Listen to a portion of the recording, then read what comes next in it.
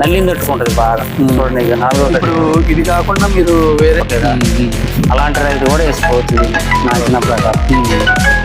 First నేను నమస్తే అండి. ఈరోజు మనం ఖమ్మం జిల్లా రఘునాథపాలెం చెమ్మపూడి గ్రామంలోని మన పెద్ద ఉపేంద్ర గారి వ్యవసాయ క్షేత్రంలో ఉన్నాం. వీరు బంజారా 856 ఒక ఎకరం బావు అండి. ఇది ఎకరన్నర ఉంటుంది. ఎకరం బావులో సాగు చేస్తున్నారు. ఎట్లా ఏంది దీని గురించి చెప్పండి అండి. ఇది పోయిన సంవత్సరం కూడా వేసానండి నేను బంజారా. సంవత్సరం కూడా వేసాను. 40 క్వింటాలు వచ్చింది ఎకరం. ఈ సంవత్సరం కూడా పర్వాలేదు. మూడు కటింగ్లు కోసినాయి. ఇది 4వ కటింగ్. ఎకరం 35 పైన వచ్చింది. 35 పైన వచ్చింది. ఇప్పుడు 4వ కటింగ్ కూడా ఈ ఎకరం బాబు మీద 20 క్వింటాలు అయితే అండి. విత్తనం అయితే మంచిగానే ఉంది. కాదు రేటు పరంగానే కొంచెం డిఫరెంట్ ఉంది తప్ప. ఇప్పుడు 3 సార్లు అమ్మారు కదా, అమ్మారండి? అమ్మినాండి. ఓకే. 3 సార్లు కూడా తేజాకి కొద్ది దగ్గరనే పోయినాయి. 3వసారి కొద్దిగా తక్కువ పోయినాయి తప్ప 3 సార్లు మంచిగానే పోయినాయి. ఓకే. ఓవరాల్ గా ఒక 35 వరకు 35 వచ్చింది. మీరు ఏం చెప్తారు? ఎట్లా ఇది అచ్చట్లా పెట్టుకోవాలి కోయటం విషయంలో దీని గురించి ఏమన్నా మీరు ఏమన్నా సజెషన్ ఇవ్వగలుగుతారా? అవకాశం ఉన్న రైతు మల్చింగ్ మీద వేసుకుంటే బెటర్ అండి. అవకాశం లేనప్పుడు 35 ఇంచులు పెట్టుకోవాలి దాన్ని. 35 పెట్టుకుంటే చెట్టు బుట్ట ఎక్కువ వస్తుంది కింది నుంచి. అందువల్ల 35 పెట్టుకుంటే కొంచెం మంచిగా ఎక్కువ కాస్తుంది కాపు కూడా. మెయిన్ గా దీనికి వచ్చేది మైనస్ ఏంటంటే ఎక్కువ సార్లు కోయాలి. మనం ఎంత కోసుకుంటే అంత దిగుబడి ఎక్కువ వస్తుంది మెయిన్. ఇంకోటి ఏంటంటే తాళంటే ఈ సంవత్సరం అన్ని అయినాయి. ఫస్ట్ లో కొంచెం తాళైంది, ఒక్కసారి లైట్ గా అయింది నాకు తప్ప కదా కాలే తాళు. ఇప్పుడు చూడండి 4వ కటింగ్ లో కూడా తాళు లేదు నాకు. అందువల్ల దీనికి రైతు అయితే ఎంత మామూలు రైతైనా పెట్టుకోవచ్చు. ఎందుకంటే దిగుబడి గ్యారంటీ పక్కా. ఎందుకంటే నల్లిని తట్టుకుంటది బాగా. చూడండి ఇక 4వ. ఇప్పుడు ఇది కాకుండా మీరు వేరే తేజాలు కూడా వేసారు కదా, ఇప్పుడు వాటి పరిస్థితి ఏంటి, దీని పరిస్థితి ఏంటి? అవి ఎప్పుడో అయిపోయినాయి. అవి ఈడిపోయినాయి కూడా, కానీ ఇదే ఆగింది. అది 2 కటింగ్లకి అయిపోయినాయి. ఇది ఇప్పుడు 4వ కటింగ్ అండి. కూలోళ్ళు కూడా కోస్తున్నారు. ఎట్లా కూలోళ్ళకి ఎట్లా అండి? కిలోలేనండి. కిలోళ్ళకి ఇస్తున్నారు. కిలోకి ఎంత అండి? 18 రూపాయలు అండి. కిలోకి 18 రూపాయలు చొప్పున ఇస్తున్నారు. అంతకుముందు 3 కటింగ్లు 10 రూపాయలుగా కోంచా. ఈ కటింగ్ 18 రూపాయలు. లాస్ట్ కటింగ్ కదా, కొద్దిగా ఎండ తీవ్రత ఎక్కువ ఉంది దానివల్ల. ఇప్పుడు పోయిన సంవత్సరం వేశారు, ఈ సంవత్సరం కూడా వేశారు, 2 సంవత్సరాలు వేశారు. మరి ఇప్పుడు వచ్చే సంవత్సరానికి అన్న ప్లాన్ చేస్తున్నారు? వేస్తానండి. నేను ఎట్లా మరింత వేసుకునే రైతు ఒక 2 ఎకరాలు వేసుకోవచ్చు. అంతా దీని మీద ఆధారపడకూడదులే, కానీ కొంచెం 1 ఎకరం 6 ఎకరం వేసే రైతు కొంచెం ఇబ్బంది రేటు పరంగా. దిగుబడి అయితే గ్యారంటీ. వాటికి వచ్చిన కంటే ఎక్కువ డబ్బులు వస్తాయి. రైతుకి చాకిరి తక్కువ, పెట్టుబడి తక్కువ దీనికి. ఆ విధంగా చూసుకుంటే బెటర్.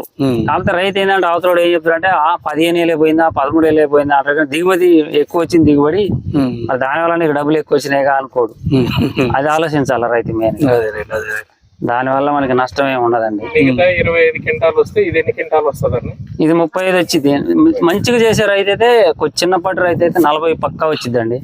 40 పై మాటే కానీ 40 లోపు రాదు. ఇప్పుడు ఇంకోటి ఏంటంటే పెట్టుబడి తక్కువ పెట్టే రైతు, డబ్బులు లేవు రేపు వడదాలేమంది అనుకునే రైతు కూడా పండేయగలుగుతాడు దీన్ని. చేతి సమయానికి డబ్బులు ఉండాలి కాండి, అందరి దగ్గర ఉండాలి ఒకేదా. అలాంటి రైతు కూడా వేసుకోవచ్చు దీన్ని నా చిన్న ప్రకారం. ఫస్ట్ నేనే పోయిన సంవత్సరం వేసింది కదా, నాకు పోయిన సంవత్సరం మంచిగా అనిపించింది. ఈ సంవత్సరం కూడా పర్వాలేదు, మంచిదే. బంజారా ప్రతి రైతు మీరు విత్తనం ఇస్తే వేసుకోవచ్చు, కానీ సరిపోయేంత స్టాక్ ఉందో లేదో నాకు తెలియదు, మీ కంపెనీకి తెలుసు అంటే. ఓకే. మాకైతే కొంచెం మళ్ళీ ఈ సంవత్సరం కూడా రాదండి. తప్పకుండా. ఓకే అండి. ఎన్ని ఎకరాలు వేస్తారు? ఏమండి ఈ సంవత్సరం ఏం అర్థం కావట్లేదు. లాస్ట్ వచ్చే సంవత్సరానికి ఏం ప్లాన్ చేయాలి? బంజారా 2 ఎకరాలు వేస్తా అండి, పక్కా 2 ఎకరాలు. ఇదేంటంటే మనకి నమ్మకం అయిన ఇత్తనం అన్నమాట, గ్యారంటీ. మనకి మనం కాపు వస్తుంది, తర్వాత పెట్టుబడి అందకున్నా మనకి ఒకరు వెనక ముందైనా పంట పండిద్ది అనే నమ్మకం. ఆ నమ్మకంతో బంజారాలో ఉన్న స్పెషాలిటీ ఏంటనుకున్నారు మీరు? తొందరగా కాపు వస్తుందండి. ఇంకా రవి గారు చెప్పినట్టు ఒకసారి పూత గిల్లితే ఇంకా బాగుంటదండి. చిన్నప్పుడు చెట్టుకి పూతలు గిల్లితే అసలు ఇంకా చెట్టు హైట్ వస్తుంది, బాగుంటది దానికి కూడా. కానీ ఆ ఓపిక ఉండాలి. చిన్న రైతు అయితే చేయగలుగుతాడు, పెద్ద రైతులు చేయలేము.